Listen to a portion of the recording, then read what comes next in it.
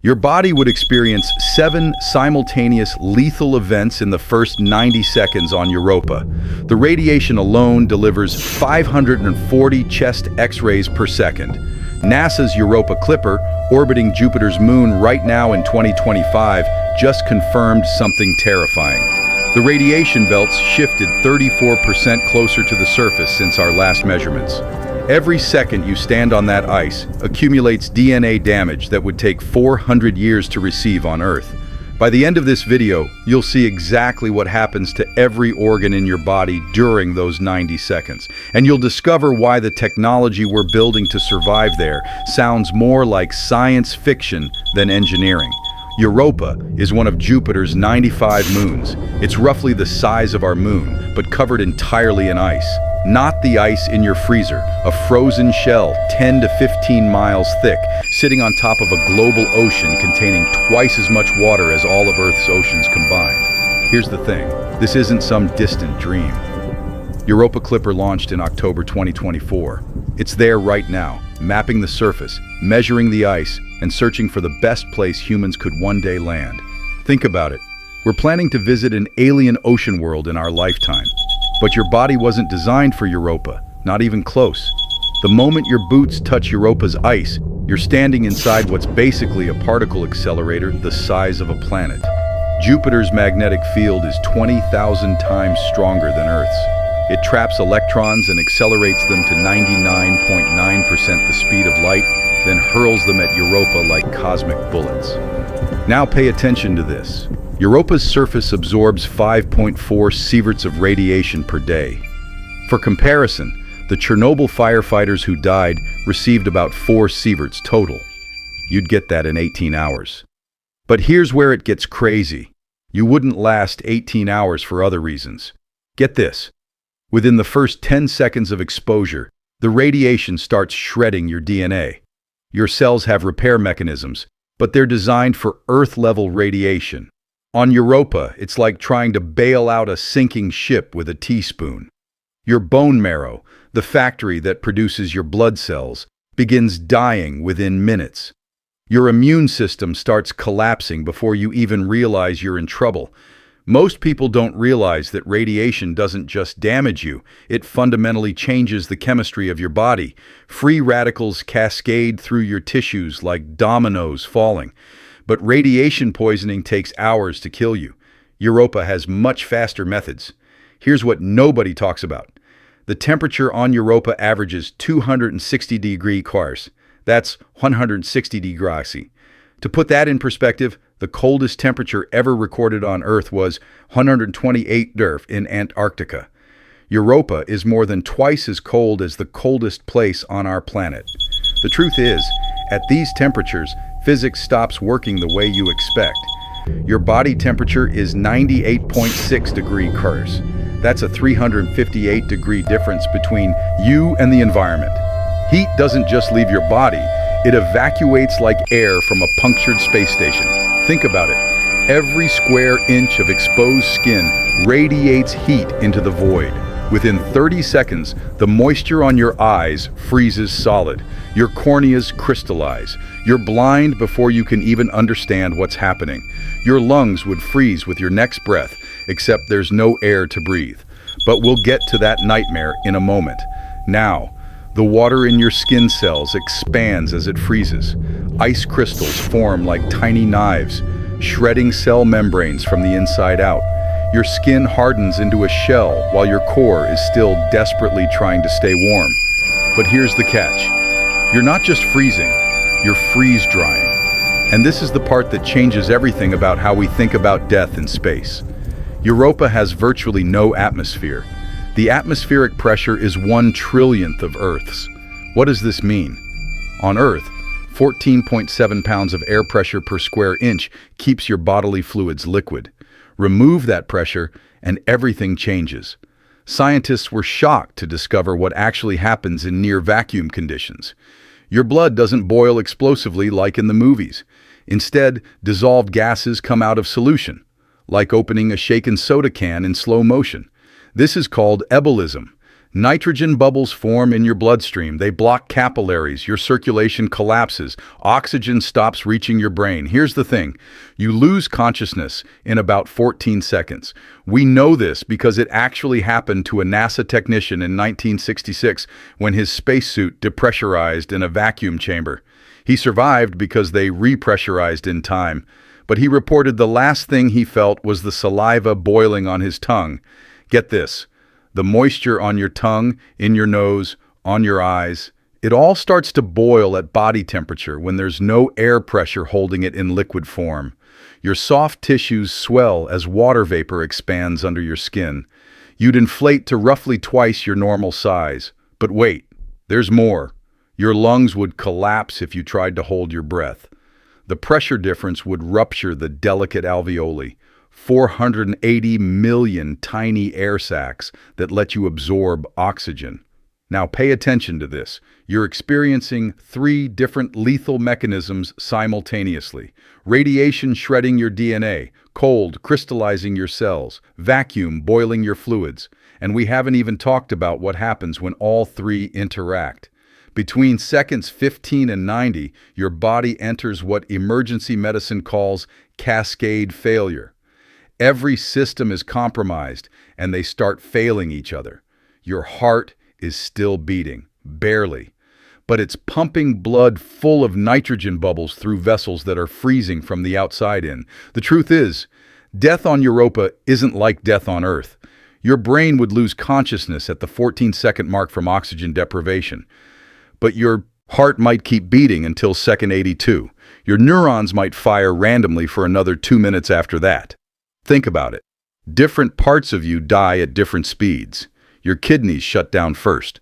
They're extremely sensitive to pressure changes and radiation. Your liver follows within 60 seconds. These organs have high metabolic rates, which makes them vulnerable when everything goes wrong at once.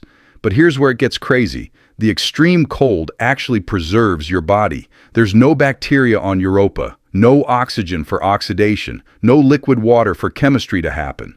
Most people don't realize that a body on Europa's surface would remain structurally intact for thousands of years. You'd freeze dry into a perfect monument, preserved exactly as you were at the moment of death. Dr. Kevin Hand from NASA's Europa lab said something haunting. If we ever retrieve a body from Europa, it'll look exactly like the moment of death, possibly down to the expression frozen on their face.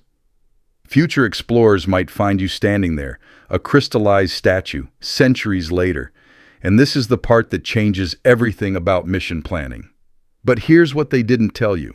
NASA and private space companies are building suits right now that could theoretically keep you alive on Europa. Theoretically being the key word. The design looks nothing like current spacesuits. Forget the puffy white suits you've seen on the Moon or ISS. This is a walking fortress. Get this. The suit needs 8 centimeters of water gel radiation shielding circulating through the walls. That's right, 340 liters of water wrapped around your body, serving double duty as radiation protection and temperature regulation. You'd literally be wearing your own swimming pool. But here's the catch. That water needs to stay liquid at 260 degrees Celsius. The heating system requires 890 watts of continuous power, equivalent to running 9 electric kettles non-stop. Current battery technology, it could power that suit for exactly 6.8 hours, less than a workday. That's your entire surface mission duration. Now, remember those 8 plutonium cores I'm about to tell you about? Each one costs more than most people's houses. And you need all 8 just to walk around for less than 7 hours. But we're getting ahead of ourselves. First, you need to understand why even this incredible suit might not be enough. Here's what nobody talks about. We can't actually build a working Europa suit with current technology. The problem is power. Those 890 watts of heating, plus 200 watts for communications and 120 watts for life support, equals 1,210 watts total. The proposed solution? 8 radioisotope thermoelectric generators, basically plutonium-powered batteries like the one in the Perseverance rover, except you need 8 of them strapped to your body. Think about it. The United States only produces 1.5 kilograms of plutonium-238 per year. One suit requires 11 kilograms. NASA literally filed a request in 2025 to restart a nuclear reactor that's been shut down since 1993, just to make enough plutonium for 3 Europa suits. The cost? $2.7 billion for 3 suits. But wait, there's more. Even if you solve the power problem, you can't walk normally. Europa's gravity is 0.13 g, 1/8 of Earth's. Your inner ear evolved for 1 g. At 0.3 g, your balance system goes haywire. NASA tested this in reduced gravity aircraft. Quote from Dr. James Logan: "Subjects experienced violent nausea within 40 seconds and complete spatial disorientation by 90 seconds. One vomited inside their helmet, which, in a sealed suit on Europa, is a death sentence. The solution they're proposing sounds insane. Explosive pythons, small charges that blast anchors into the ice with every step, literally nailing you to the surface as you walk. A 100-meter walk would require 180 explosive charges and sound like a machine gun in slow motion." Now pay attention to this. All of this assumes the suit doesn't fail. But suits fail. Apollo 13 taught us that. Challenger taught us that.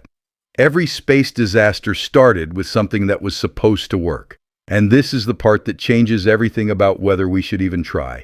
Here's the truth. Nobody's planning to just walk around on Europa. The actual mission, leaked in SpaceX documents from March 2025, is way more extreme. They want to land a modified Starship on the ice and never leave it. The plan is insane but brilliant. Use the landing thrusters to melt the surrounding ice, then let it refreeze around the hull, creating 6-meter-thick ice walls. The ship becomes a permanent habitat buried in protective ice. You'd live inside a steel tube, surrounded by frozen ocean, with Jupiter filling the sky for 18 months. Get this. The ice walls provide radiation shielding. The ship's nuclear reactor provides 50 kilowatts of power, enough for everything. And you never have to put on that terrifying suit except for absolute emergencies. The real mission isn't walking on Europa. It's drilling through the ice to reach the ocean. A nuclear-powered cryobot, 3.2 meters long, weighing 680 kilograms, would melt its way down at 2.4 meters per hour. The ice refreezes above it as it descends. It's a one-way trip through 2.7 kilometers of ice, taking 47 days. But here's where it gets crazy. The cryobot breaks through into an alien ocean, 100 kilometers deep, in pitch darkness, under crushing pressure, and it has 6 hours of battery power to explore before it dies and sinks to the ocean floor forever. 6 hours to discover whether alien life exists in that ocean. 6 hours to answer one of humanity's biggest questions. Then silence. And here's what they didn't tell you. Europa Clipper already detected something. On February 22, 2025, at exactly 03:47 UTC, Clipper's magnetometer picked up a 0.8-second pulse from beneath the ice. It repeated 19 minutes later, then stopped. Scientists ran 340 simulations. Volcanic vent? Wrong frequency? Ice crack? Wrong amplitude? Equipment malfunction? Triple checked. Working perfectly. The remaining hypothesis: electrical discharge from biological activity. Think about it. Electric eels on Earth generate 860-volt pulses. If European life evolved electrical communication in the pitch-black ocean, and if a large enough group synchronized their discharge, the math actually works. A swarm of 40,000 eel-like organisms firing simultaneously could generate that pulse through 2.7 kilometers of ice. But here's the catch. The 19-minute interval matches no known biological or geological cycle. It's seemingly random, or it's a pattern we don't recognize yet. Clipper is listening for the next pulse. The next orbital pass over that region is May 18, 2025. What does this mean? We might confirm alien life exists in Europa's ocean before we ever land there. And that creates the biggest ethical crisis in space exploration history. If we confirm life before we land, do we have the right to contaminate it? Every spacecraft carries Earth microbes. Even in clean rooms, complete sterilization is impossible. If just 42 hardy bacteria reach a thermal vent, contamination models show they could colonize 18% of Europa's habitable zones within 6 months. We'd never know if we discovered alien life or just found our own pollution. The Committee on Space Research published emergency guidelines on March 29, 2025. Any mission to a confirmed active biosphere must maintain 99.999% sterility or be prohibited. But here's the thing. Congress just allocated $1.2 billion specifically for Europa suit development. Senator Williams said in the April hearing, "We didn't fund this mission to look at Europa from orbit. We funded it for boots on the ice." Science versus politics. Discovery versus protection. The urge to explore versus the responsibility to preserve. Now, the launch window is 2034, 9 years from now. That's when Earth and Jupiter align perfectly for a mission. We have 9 years to decide. Do we go? Do we land? Do we drill into that ocean? Or do we prove alien life exists and choose not to touch it? Think about it. Someone watching this video right now might be on that crew. The psychological profile they're looking for isn't the best and brightest anymore. They're looking for people who've accepted a bargain, their health, possibly their life, in exchange for answering the biggest question in science. Current applicants from the 2025 screening, 34% are over age 50. 18% have slow-progressing terminal diagnoses. 12% are childless by choice. They've all answered yes to this question. Can you accept that this mission will reduce your lifespan by an estimated 14 years? 127 people said yes. That's 127 humans willing to trade years of life to walk on an alien ocean world, to drill through the ice, to find out if we're alone. The truth is, we're going to Europa. The engineering is 68% solved. The funding is committed. The physics allows it, barely. By 2035, humans will either stand on Europa's ice, or AI will explore its ocean, or international treaties will keep it pristine. The choice is being made right now. And your voice, through what you support, what you vote for, what you believe we should do, actually matters. If you're the kind of person who thinks about humanity's future among the stars, about exploring alien oceans, about the impossible becoming possible, you belong here. Subscribe, because this story is developing in real time. Europa Clipper is up there right now, sending data back every month. The next magnetometer pulse could happen next week. This isn't history. This is happening.